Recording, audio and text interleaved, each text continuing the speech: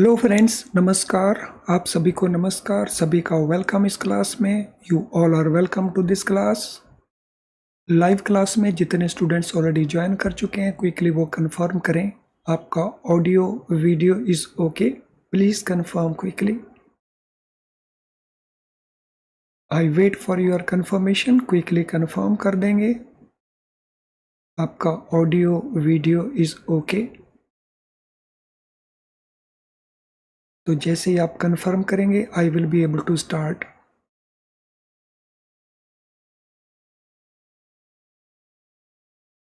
तो चलें शुरू करते हैं। सो हम कंटिन्यू करें ये discussion from the previous session. ये हमारा डॉक्यूमेंटेशन के ऊपर डिस्कशन है, चैप्टर 27 मॉड्यूल बी का। तो प्रीवियस सेशन में हम क्वेश्चंस डिस्कस कर रहे थे। अप टू 8 नंबर क्वेश्चन हमने डिस्कस कर लिया था। तो कुछ बाकी बचे हुए क्वेश्चंस हैं, तो पहले हम उनको डिस्कस करेंगे, फिर उसके बाद नेक्स्ट कॉन्सेप्ट को डिस्कस करेंगे।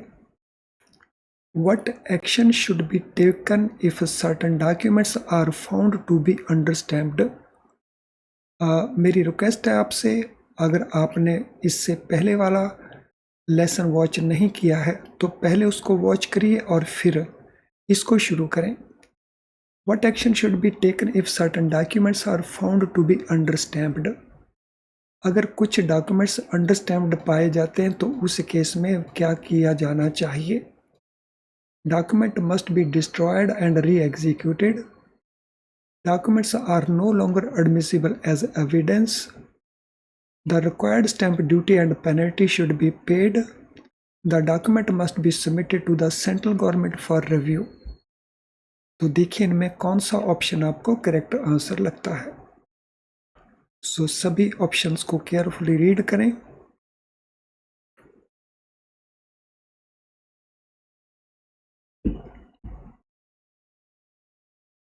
So what is the answer for this question?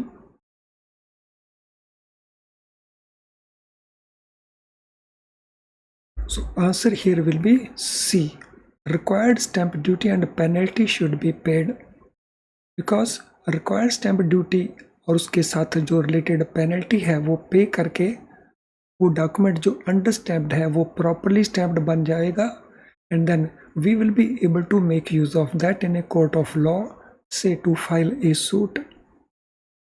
What is the time limit for stamping an instrument executed outside India except for bill of exchange and promissory note? अगर कोई instrument outside India sign किया गया है तो उसके लिए time limit क्या है इंडिया में स्टैंपिंग के लिए, अगर वो डॉक्यूमेंट बिल ऑफ एक्सचेंज या प्रोमिसरी नोट नहीं है। तो ये हमारे ऑप्शन आंसर्स हैं। सभी ऑप्शंस को एकदम केयरफुली रीड करना और फिर आंसर प्रोवाइड करना। With in 1 month after instruments receipt in India, with in 3 months after instruments receipt in India, within 6 months after instruments receipt in India, या within 12 months after instruments receipt in India। तो कौन सा answer आपको लगता है that is the correct one? Question number 10।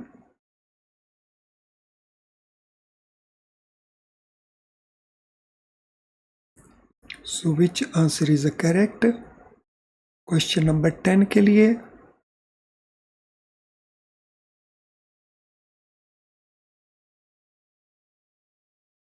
So answer is B, within 3 months।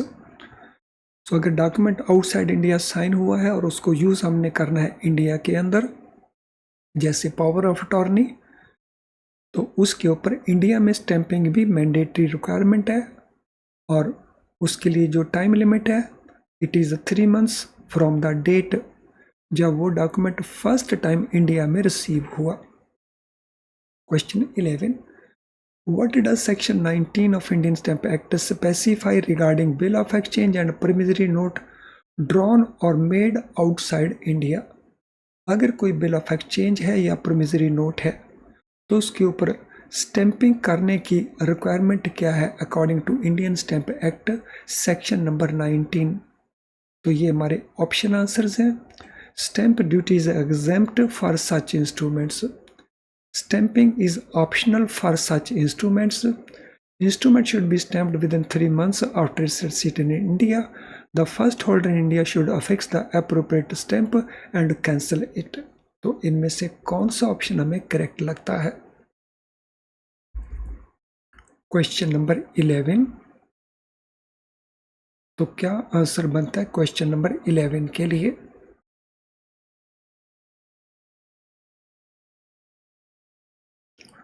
सभी options को carefully read करना है और फिर आंसर देना है. सो जो रिकॉर्डेड वीडियो लेसन को देख रहे हैं वो आंसर अपनी कॉपी में लिखेंगे. तो यहाँ पे आंसर बनता है हमारा डी. जो फर्स्ट होल्डर है तो वो उसके ऊपर स्टैंप ड्यूटी फिक्स करवाएगा और फिर उसकी कैंसिलेशन भी साथ में स्टैंप ड्यूटी की कर देगा. Question number 12. What does Section 35 of Indian Stamp Act state regarding instruments lacking proper stamp duty? Section 35 Indian Stamp Act का क्या हमें गाइड करता है रिगार्डिंग इंस्ट्रूमेंट्स जिनके ऊपर प्रॉपर स्टैंप ड्यूटी लैकिंग है? तो ये हमारे ऑप्शन आंसर्स हैं. Such instrument can never be used as evidence. Such instrument can be used as evidence only in criminal cases. Such instrument can be used as evidence without any penalty. Such instrument can be used as evidence upon payment of required duty and penalty. So question repeat जैसा है लेकिन यहाँ पे section के साथ है question, एक different form में ये क्वेश्चन आ गया. So what will be answer to question number 12?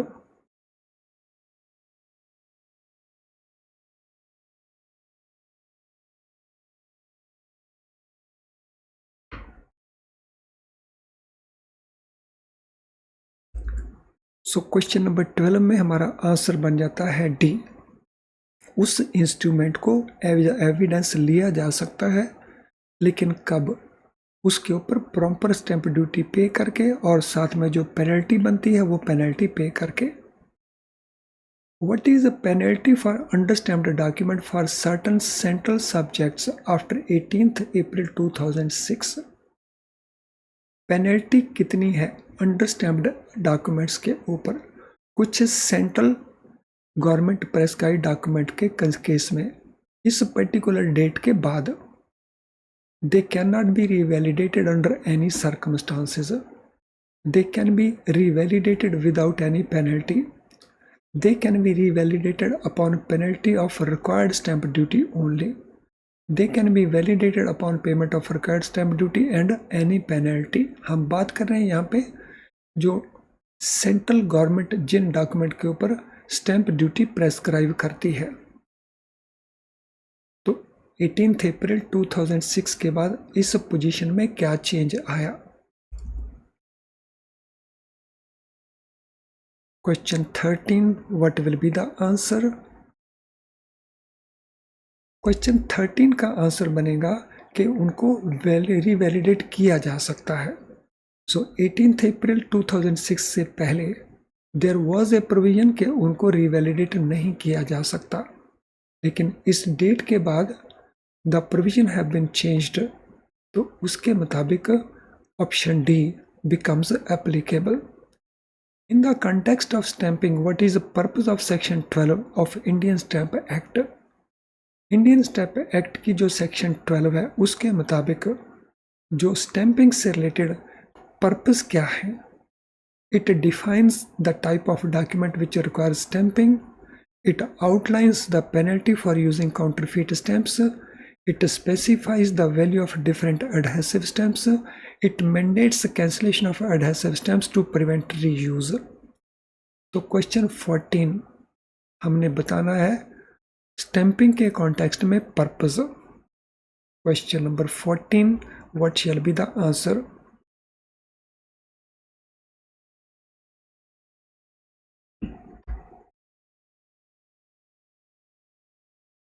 So what is answer for question number 14?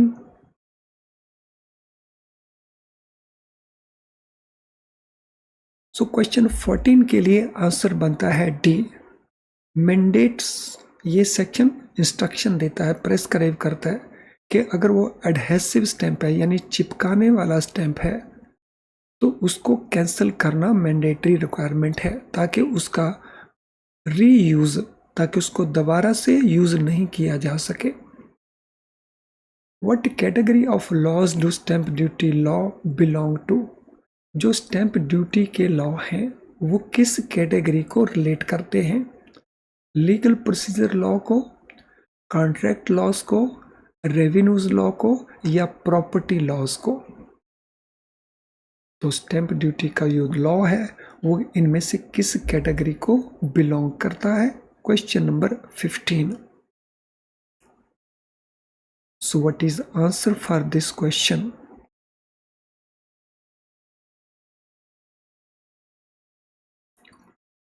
So answer here is वो रेवेन्यू लॉ कैटेगरी को रिलेट करता है। रेवेन्यू लॉ, उससे सरकार को रेवेन्यू मिलता है। चलिए, ये हुए हमारे क्वेश्चंस लास्ट सेशन से रिलेटेड। अब हम नए कॉन्सेप्ट को अंडरस्टैंड करेंगे। सो नया कॉन्सेप्ट है डॉक्यूमेंट फिलिंग। सो डॉक्यूमेंट का फिलिंग कैसे करना है? Filling out the documents is the next essential step in a documentation procedure. So stamp duty pay करने के बाद हमारा जो नेक्स्ट इंपॉर्टेंट स्टेप है डॉक्यूमेंटेशन में, वो है डॉक्यूमेंट को फिल करना। Bankers often use pre-printed formats of documents with blank spaces that need to be completed based on terms of the credit facility sanctioned before execution. So, बैंकों के पास अक्सर pre printed formats होते हैं। जो भी document उन्होंने use करने agreement purpose के लिए वो प्री प्रिंटेड होते हैं और उसमें ब्लैंक स्पेस रखी जाती हैं ताकि उनको पूरा किया जा सके according to terms and conditions of one particular loan. और ये करना कब है? Before execution. So execution means before signature of the parties. तो उससे पहले उनके जो फिल इन द ब्लैंक्स हैं वो fill in the blanks complete करने in all respect.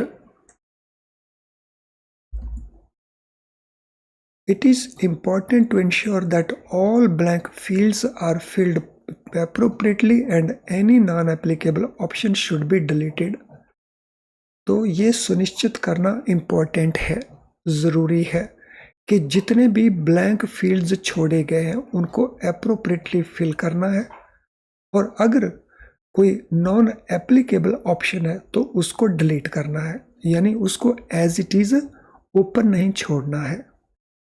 Leaving unfilled gaps or multiple undeleted options may lead to ambiguity and could be used against bank in legal disputes.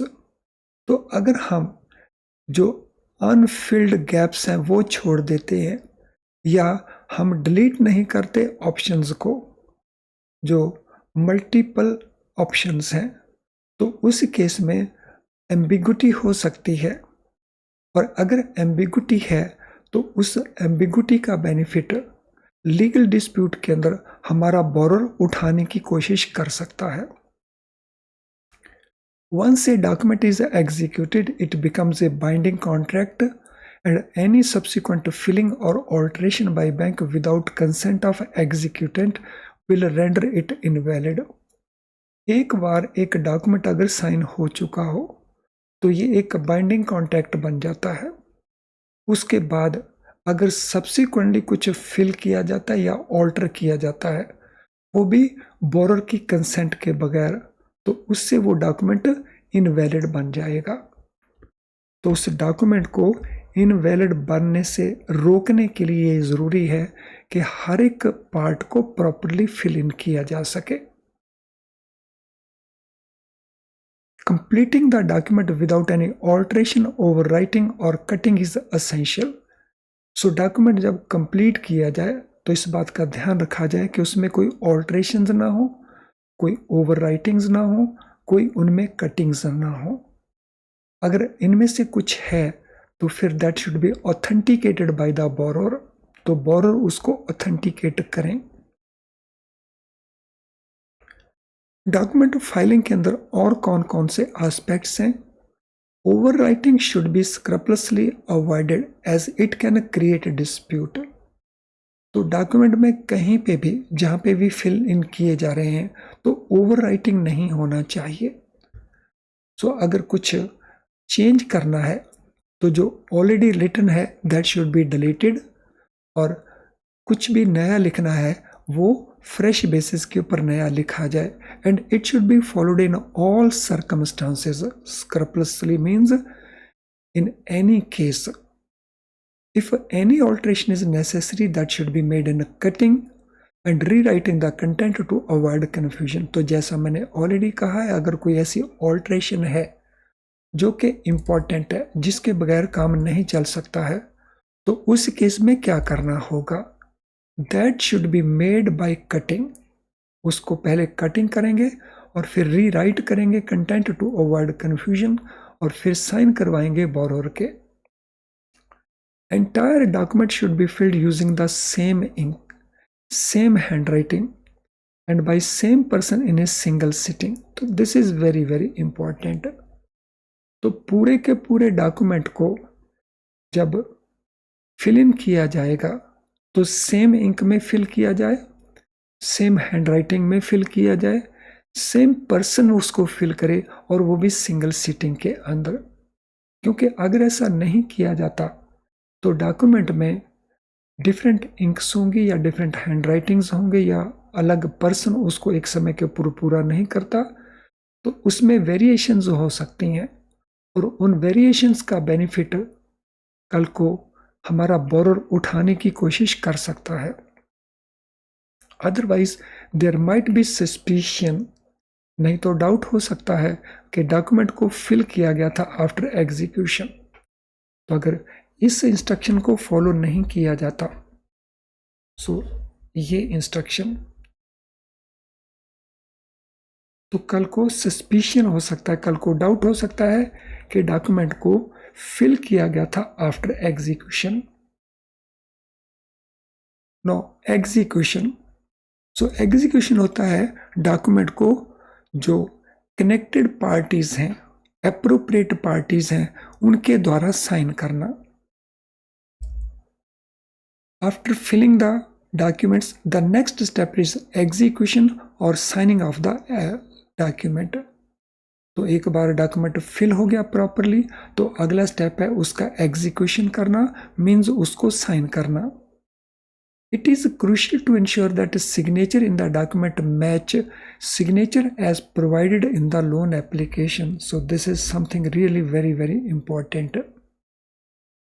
जो signature loan application में हो वही signature document में होने चाहिए, and this signature should match the specific signature in case the party maintains an account with the bank. अगर party का कोई अकाउंट है बैंक के अंदर तो जो स्पेसिफिक सिग्नेचर हमने लिए हुए हैं तो ये सिग्नेचर्स ऑन द डॉक्यूमेंट उसके साथ मैच करने चाहिए। When executing the documents in representative capacity such as a sole proprietor, partner, director, agent, trustee or executor, specific capacity should be very clearly mentioned। तो अगर तो ये केस इंडिविजुअल का है वहाँ पे तो कोई इश्यू नहीं, लेकिन अगर ये डॉक्यूमेंट रिप्रेजेंटेटिव कैपेसिटी में साइन किए जा रहे हैं, फॉर एग्जांपल जैसे पार्टनरशिप है, तो अगर पार्टनरशिप के लिए डॉक्यूमेंट को साइन किया जा रहा है, या ये कंपनी है, कंपनी के लिए डॉक्यूमेंट साइन किया जा रहा है, तो उस केस में इसको साइन कैसे करना होगा? इस प्रकार से साइन करना होगा। सो फॉर लेट अस से ABC लिमिटेड, तो यहाँ पे हम लिख देंगे ऑथोराइज्ड सिग्नेटरी, तो यहाँ पे साइन किए जाएंगे। तो यहाँ पे जो साइन किए गए हैं रिप्रेजेंटेटिव कैपेसिटी में किए गए हैं, यानी ये साइन ABC लिमिटेड ने नहीं किए, some person who is authorized by ABC, तो उस पर्सन ने इन साइंस को किया है। तो चाहे ये पार्टनर्स हों, चाहे ये डायरेक्टर्स हों, चाहे ये एजेंट की कैपेसिटी है, या ये ट्रस्टी का लोन है, या एग्जीक्यूटर के बिहाफ के ऊपर सिग्नेचर्स होने हैं, सोल प्रोप्राइटरशिप के केस में सोल प्रोप्राइटरशिप इंडिविजुअल होता है, तो वो अपने साइन अकॉर्डिंगली कर सकते हैं। In case of loan sanctioned to a minor borrower, the signature of the guardian should be obtained both for themselves and as guardian of the minor borrower. So sometime हम loan देते हैं miners को, तो अगर minor को loan दिया जाता है तो उसके लिए सिग्नेचर उनके गार्डियंस करेंगे, और गार्डियन से हम ये सिग्नेचर अपने लिए गार्डियन करेगा सिग्नेचर, और माइनर के लिए भी साइन करेगा। फॉर एग्जांपल हम अगर एफडीआर के अगेंस्ट लोन प्रोवाइड कर रहे हैं, माइनर के नाम से अगर वो एफडीआर है, तो गार्डियन के सिग्नेचर अपने लिए भी होंगे और माइनर के गार्डियन के तौर के ऊपर भी होंगे। Bankers often take signature of executant on all pages of document to make sure that a document executed cannot argue later that they were unaware of documents contents.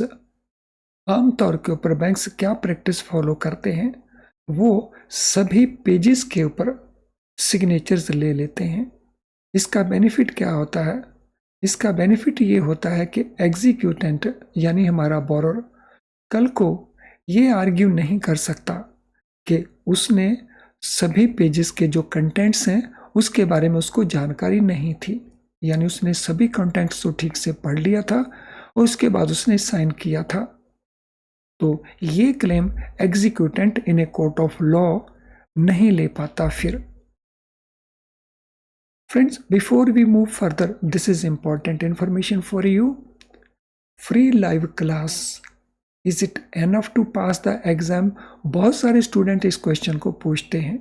Answer is no, क्योंकि free live class में हम पूरे syllabus के बहुत थोड़े part को cover कर पाते हैं, और पास होने के लिए आपको फुल सिलेबस को कवर करना होता है। तो अगर आप फुल सिलेबस को कवर नहीं करेंगे तो फिर पास होने में डिफिकल्टी आएगी। हाँ, फ्री लाइव क्लास बहुत यूजफुल है आपके स्कोर को बेटर करने के लिए।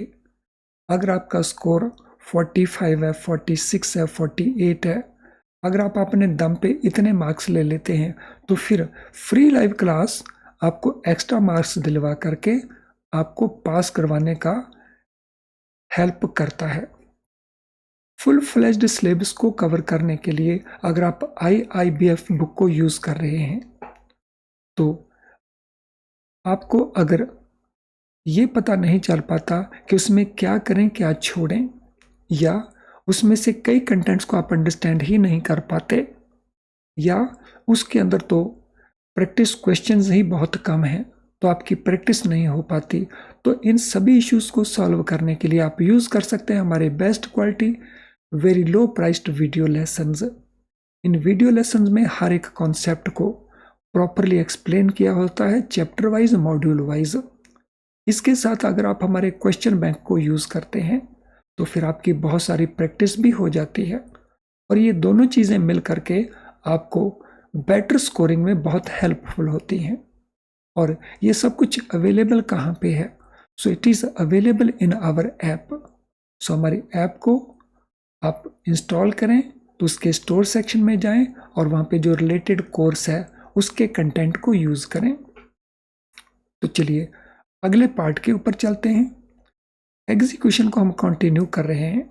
If documents contain any alterations और cuttings they must be authenticated with the full signature of the executants. So अगर डॉक्यूमेंट में कोई ऑल्ट्रेशन है या कोई कटिंग है तो हमने उसके इनिशियल बोरोर के नहीं लेने हैं, हमने लेने हैं फुल सिग्नेचर, उसके साथ ही ये ऑथेंटिकेशन होनी चाहिए, और वो भी सभी एग्जीक्यूटेंट्स के, यानी जितने लोगों ने उस डॉक्यूमेंट को साइन किया है वो सभी उन कटिंग्स, उन ऑल्ट्रेशन को कंफर्म करेंगे, ऑथेंटिकेट करेंगे। Overdrawing should be avoided, हमने ओवर राइटिंग नहीं करना है। And if necessary rewritten content should be duly authenticated with full signature. तो अगर हम कोई ऑल्ट्रेशन करते हैं, कटिंग करते हैं या ओवर राइटिंग करते हैं तो ओवर राइटिंग नहीं करना है हमने। सो अगर ओवर राइटिंग हम करते हैं तो फिर उस कंटेंट को रीराइट किया जाए और फिर उसको ऑथेंटिक किया जाए properly with full signature of the executants. The document must be executed in the presence of bank official. तो कभी भी डॉक्यूमेंट को जो साइन करवाना है in absence of bank official नहीं करवाना है। So this should always be executed got signed in presence of a bank official, and details of the execution including date and time, the documents executed, and an explanation of documents content in a language known to the executant should be recorded in the register. So document जब execute किया जाएगा तो उसका जो detail है execution का, जिसमें कब वो एग्जीक्यूट किया गया, किस टाइम पे एग्जीक्यूट किया गया, किसने वो एग्जीक्यूट किया, डॉक्यूमेंट को एक्सप्लेन किया गया था कंटेंट्स को in the language of the executant, तो वो हमने डॉक्यूमेंट रजिस्टर में रिकॉर्ड करना है। This register should be signed by 2 bank officials and can be produced as evidence in case of any dispute regarding execution of the document.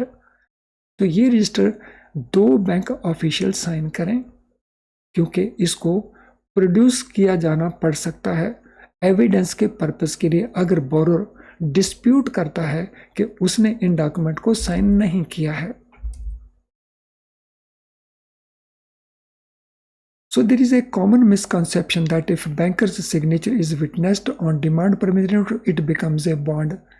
ऐसा एक misconception है कि अगर मेकर के सिग्नेचर विटनेस कर दिए जाए डिमांड प्रॉमिसरी नोट के ऊपर तो ये बॉन्ड बन जाता है, क्योंकि अगर वो बॉन्ड बन जाता है तो फिर एक्स्ट्रा स्टैंप ड्यूटी पे करनी पड़ती है। लेकिन ऐसा नहीं है, ये केवल एक मिसकंसेप्शन है। A court ruling has clarified that even if attested, a promissory note does not become a bond.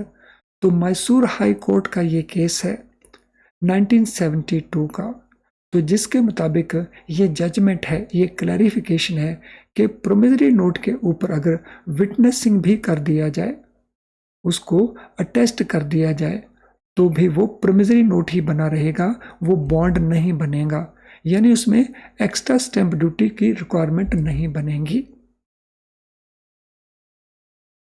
No legal procedure after documents execution, certain legal procedures may be required to complete in some cases. So कुछ cases में ऐसा होगा कि document हमने sign करवाया लेकिन कुछ अभी भी लीगल फॉर्मेलिटीज बाकी हैं। For example, when providing advances to limited companies against their asset, required forms must be presented to registrar of companies for registration. तो एग्जाम्पल के तौर के ऊपर अगर हम लोन एक कंपनी को देते हैं और वो भी उसके एसेट्स के अगेंस्ट, तो जिन एसेट्स के अगेंस्ट वो चार्ज क्रिएट किया है तो प्रॉपर फॉर्म फाइल करके तो उससे चार्ज का रजिस्ट्रेशन करवाना एक मैंडेटरी रिक्वायरमेंट होता है, और वो भी एक गिवन टाइम पीरियड के अंदर।